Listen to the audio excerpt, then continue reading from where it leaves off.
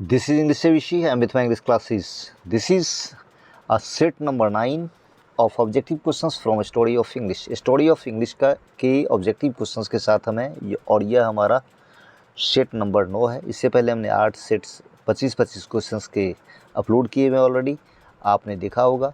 और यह हमारा जो टोटल हमारे 10 सेट्स हैं जो कि लगभग रेडी हैं, सारे के सारे सेट। ये 9वां सेट आपके पास में है। तो इसमें से यह सेट जो स्टार्ट होता है वो क्वेश्चन नंबर 201 से। आप हमारे इन सेट्स को प्रैक्टिस सेट की तरह ले सकते हैं, आप इंजॉय कर सकते हैं। आप से रिक्वेस्ट कि आप स्ट्रेस ना लें। हाँ, किसी क्वेश्चन की क्रेडिबिलिटी पर अगर आपको कोई डाउट हो, कहीं कोई प्रॉब्लम हो, तो आप कमेंट करें, हम रिप्लाई करेंगे। चलिए क्वेश्चन नंबर 201 जो कि पहला क्वेश्चन है इस सेट का, वहाँ से स्टार्ट करते हैं। Which period was the worst for the English drama? English drama के लिए सबसे जो खराब समय था, जो दौर था, पीरियड था, वो कौन सा था? Sorry. Option A, in the early 18th century. Option B, in the latter part, आप यहाँ ले लें, in the latter part of the 18th century. Option C, in the early 19th century. और option D, in the latter part of the 19th century. और correct answer कौन सा होगा? Option C, in the early 19th century is the correct answer. यह जो था साफ लिखा हुआ आपकी बुक में कि यह इंग्लिश ड्रामा के लिए सबसे खराब दौर था। ड्रामा के लिए कोई भी एप्रिसिएशन या कोई भी रिस्पेक्ट का भाव मीडियम क्लास फैमिली में नहीं था, सोसाइटी में नहीं था। और चूँकि जब मध्य वर्ग कहीं किसी चीज़ में इंटरेस्ट लेता है, किसी भी चीज़ में, तो वह जोड़ पकड़ता है, इसलिए कि हमेशा से जनसंख्या जो अधिक रही है वो मध्यम वर्गीय लोगों की रही है। किसी भी देश में आप जाकर देख लें, तो मिडिल क्लास सोसाइटी का कोई भी इंटरेस्ट नहीं था इस दौर में, 19th सेंचुरी में। इसीलिए इंग्लिश ड्रामा को सबसे ज़्यादा खराब समय का सामना इसी पीरियड में करना पड़ा। Option C is the correct answer. Next question, question number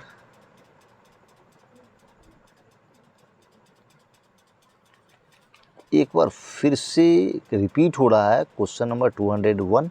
तो आप इसे 201A के रूप में लें। What is the tourist Mecca? Tourist Mecca क्या है? Option A, an Indian drama. Option B, an Indian novel. Option C, an Arabian drama. Option D, an Indian film. और करेक्ट आंसर क्या है?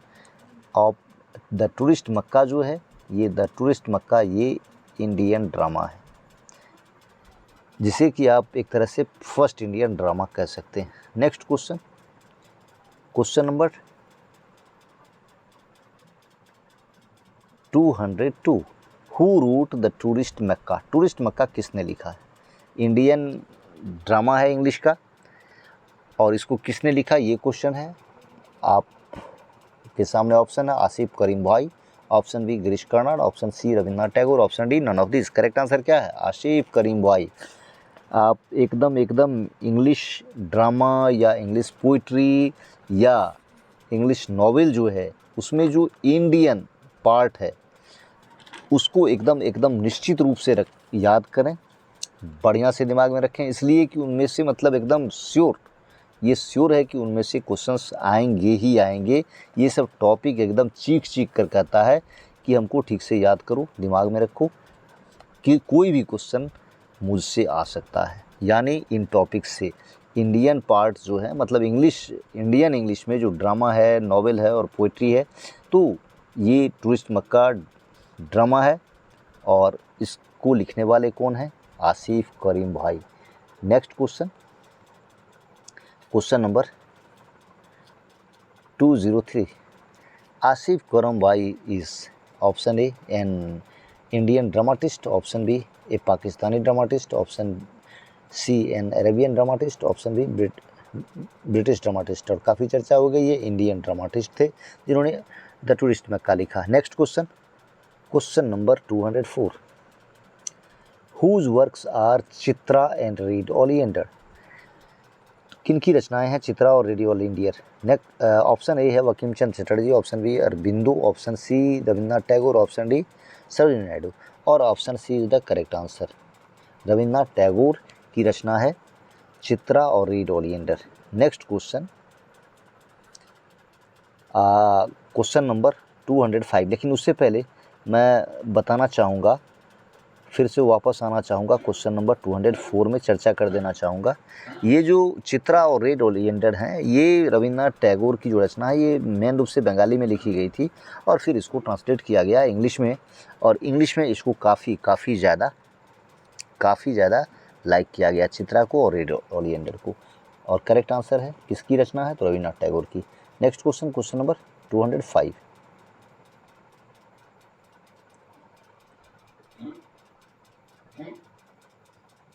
एक मिनट,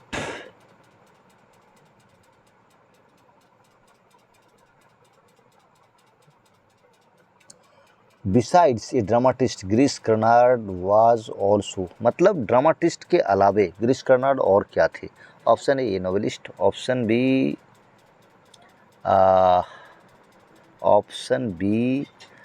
आप इस पर ना जाएं, इस पार्ट पर नहीं जाएं, ये गलत है। Option B an actor and director, option C a poet, option D a musician. तो मतलब ड्रामाटिस्ट के अलावा गिरीश कर्नाड क्या थे? एक्टर भी थे और डायरेक्टर भी थे। Next question, question number 206। Hayavadana and Tughlaq are, option A novels, option B stories, option C dramas, option D places. Hayavadana और तुगलक क्या है? नॉवेल हैं, स्टोरीज़ हैं, ड्रामाज हैं और ये प्लेस हैं, सॉरी प्लेस जगह के नाम है। तो करेक्ट आंसर क्या है? ये सब ड्रामाज हैं। हया बंदना और तुगलक ड्रामाज हैं। Next question, question number 207। Whose works are Hayavadana and Tughlaq? हया बंदना और तुगलक किन की रचनाएं हैं? Option A Aurobindo, option B Rabindranath Tagore, option C Asif Currimbhoy, option D Girish Karnad. Correct answer क्या है? गिरीश कर्नाड की ये दोनों रचनाएं हैं। Question number 208। Hayavadana and Tughlaq are originally written, Hayavadana और तुगलक किस भाषा में लिखी गई है? तो इंग्लिश ड्रामा के साथ इसे जोड़ा जाता है, लेकिन मेन रूप से ये मूल रूप से किस भाषा में ये लिखी गई थी? ऑप्शन ए है Hindi, option B English, option C Bengali, option D Kannada. तो निश्चित रूप से आप जान ले, करेक्ट आंसर जो है वो कन्नड़ लैंग्वेज में लिखा गया था, लेकिन जब इसका इंग्लिश वर्जन सामने आया जो गिरीश कर्नाड की रचनाएं थी, तो इसको पूरी इंडिया में बहुत ज़्यादा अप्रिसिएशन मिला। Next question, question number 209। Novel is not newness but, अब यहाँ फिल इन द ब्लैंक्स करना है, बिल्कुल एकदम आपकी बुक का एक लाइन है। Novel is not newness but, option A gentleness, option B politeness, option C genuineness, option D happiness. और करेक्ट आंसर है जेन्युइननेस, मतलब मूल चीज़ उसमें नज़र आनी चाहिए, कोई नया आविष्कार सामने नहीं आना चाहिए, जो दुनियादारी की सच्चाई हो वो एकदम जेन्युइनली आए। Next question, question number 210। The earliest forms of the novel are, मतलब नॉवेल के जो शुरुआती रूप हैं वो कौन से कहाँ मिलते हैं? Option A the Greek romances, option B the French romances, option C the British romances, option D the Germanic romances. Correct answer क्या है? The Greek romances. Greek romances जो हैं वो आप समझ लें कि नॉवेल के पहला फॉर्म है। जो नॉवेल आया तो उस समय मतलब ग्रीक रोमांसेस को उस तरह से लिखा जाने लगा। Next question, who is the writer of the Pilgrim's Progress? Pilgrim's Progress के रचनाकार कौन है? Option A George Bunyan, option B Geoffrey Chaucer, option C William Langland, option D John Gower. Correct answer George Bunyan Pilgrim's Progress के रचनाकार हैं। Next question, a novel grows directly out of, novel जो है एकदम प्रत्यक्ष रूप से एकदम किस चीज़ से प्रकट होता है, किस चीज़ से निकलता है? Option A works, option B life, option C the world, option C the things. मतलब किस चीज़ से? रचनाओं से, कर्मों से, जीवन से, दुनियादारी से, या और सब बातों से। तो option B is the correct answer. A novel grows directly out of life, ये आपके बुक का एकदम लाइन है। और चूंकि इस तरह से फिल इन द ब्लैंक्स करके भी पूछता है तो ये सब अच्छे सेंटेंसेज हैं। नेक्स्ट क्वेश्चन,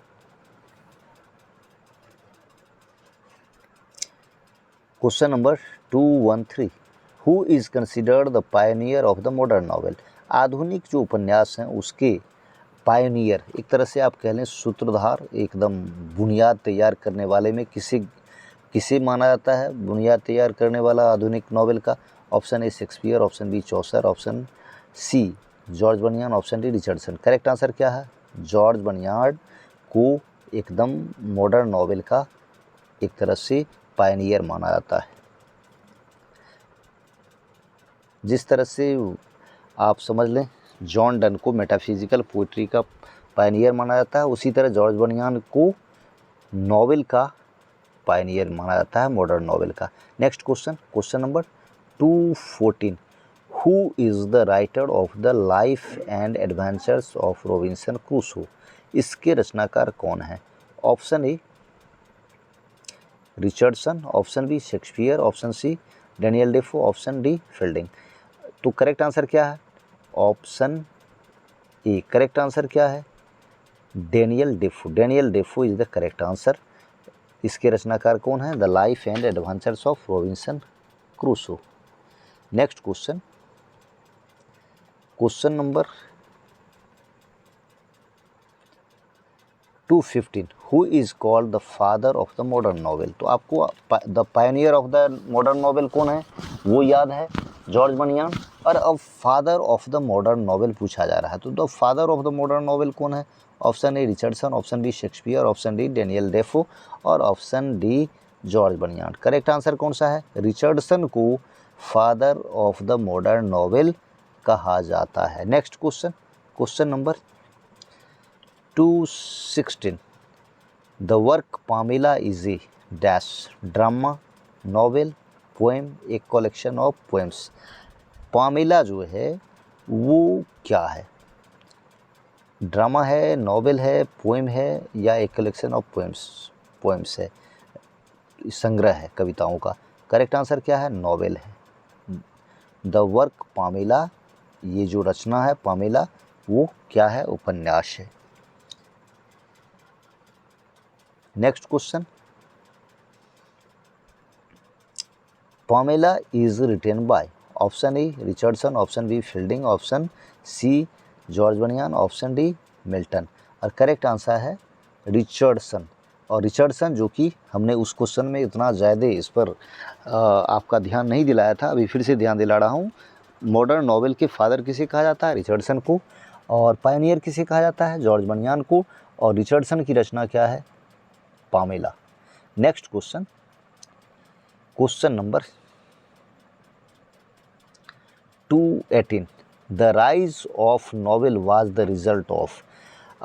उपन्यास का जो उदय हुआ, इसकी जो तरक्की हुई, उसकी मुख्य वजह क्या थी? Option A the dramatic movement of the 18th century, option B the renaissance and the reformation, option C the downfall of poetry, option D the downfall of drama. तो उपन्यास में जो राइज आया उसकी वजह क्या थी?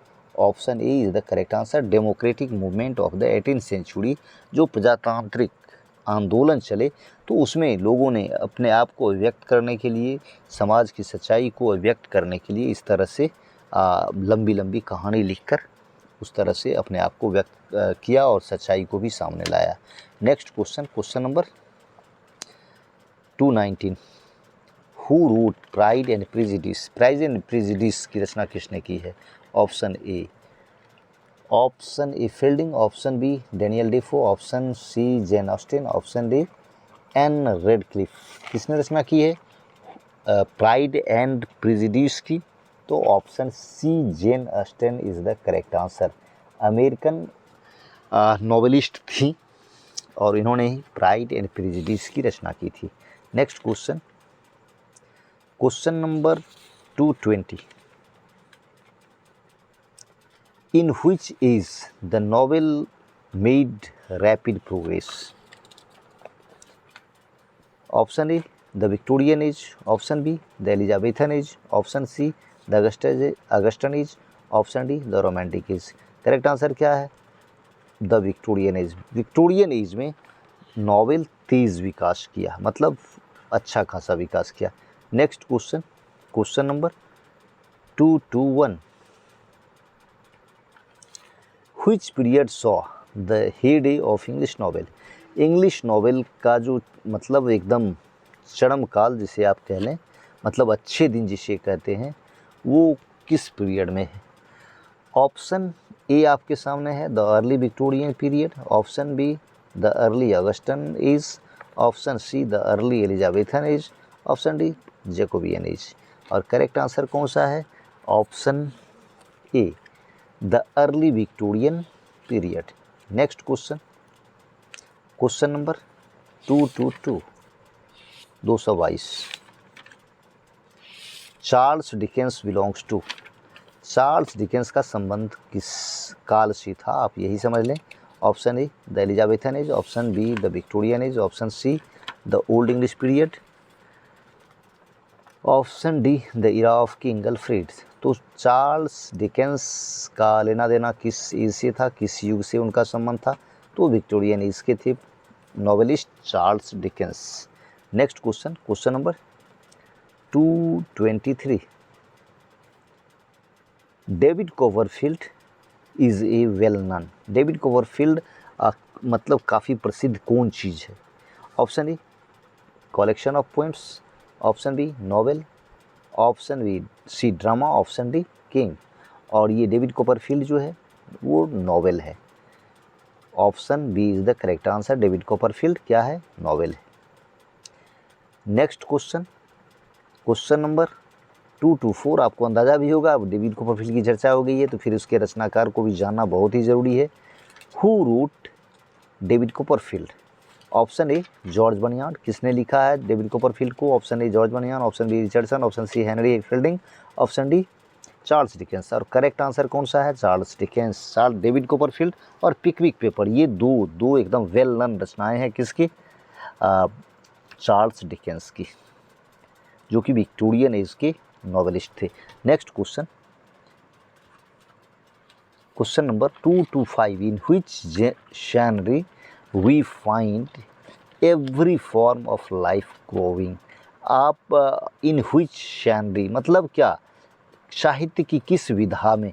जैसे साहित्य की विधा कविता, कहानी, नाटक, उपन्यास, ये सारी की सारी चीज़ें, तो इनमें से किस में जीवन के सारे पहलू उजागर होते हुए दिखाई पड़ते हैं?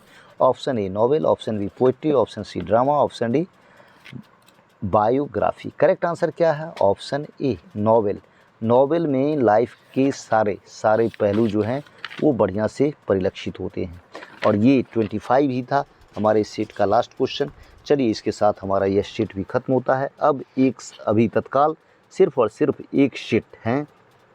एक बार फिर से मैं आपको बता दूं कि आप चाहें तो इसे प्रैक्टिस सेट की तरह ले सकते हैं, चाहें तो आप इसे देख लें स्टडी करने से। अगर स्टोरी ऑफ इंग्लिश को आपने अभी तक स्टडी नहीं किया है तो भी कोई बात नहीं, आप जिस समय स्टोरी ऑफ इंग्लिश स्टडी करेंगे तो फिर उस समय ये पॉइंट आपको रिमाइंड करते रहेंगे सारी इम्पोर्टेंट चीज़ों को। तो चलिए बेस्ट ऑफ लक। अगले वीडियो के साथ जो कि हमारा 10वां सेट होगा उसके साथ फिर आते हैं। उस सेट को भी देखिए, इसको भी देखिए, हमारे सारे सेट को एंजॉय कीजिए, बार बार देखिए, फिर निश्चित रूप से आप स्टोरी ऑफ इंग्लिश से किसी भी क्वेश्चन को मिस नहीं करेंगे।